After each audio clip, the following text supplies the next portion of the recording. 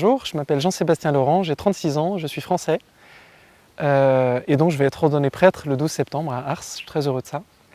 J'aimerais commencer ce témoignage par une petite anecdote un peu drôle. Quand j'avais 20-21 ans, avec l'aumônerie d'étudiants dont je faisais partie, on a fait un pèlerinage à Rome et pendant ce pèlerinage j'étais assez émerveillé par cette ville qui est vraiment très très belle. Et à ce moment-là j'étais un jeune chrétien, je ne savais pas trop ce que je voulais faire de ma vie. Et j'ai fait une petite prière comme ça, j'ai dit Seigneur, si tu m'appelles à être prêtre, je suis d'accord, mais je te demande juste une chose, c'est que je puisse faire une partie de mes études à Rome. Je ne l'ai jamais dit à personne après.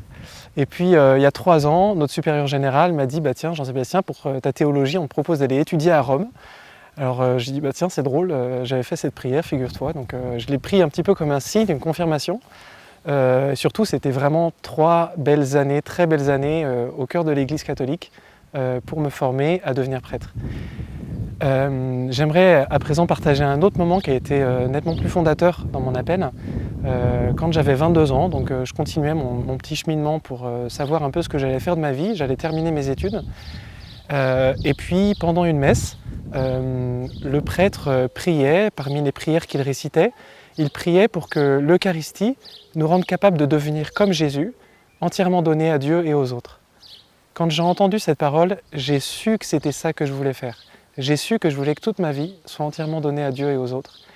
Et à ce moment-là, je ne sais pas pourquoi, je me suis dit, mais je crois que c'est à travers le célibat, la vie religieuse et le sacerdoce.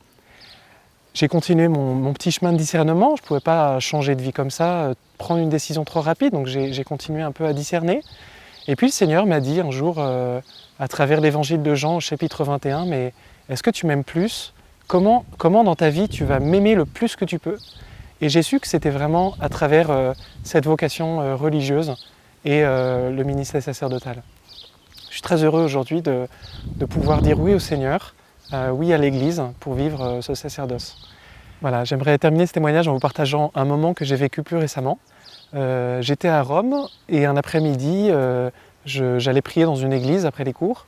Et puis j'ai repris ce texte de l'évangile de Jean, chapitre 21, qui a été si fondateur dans mon appel.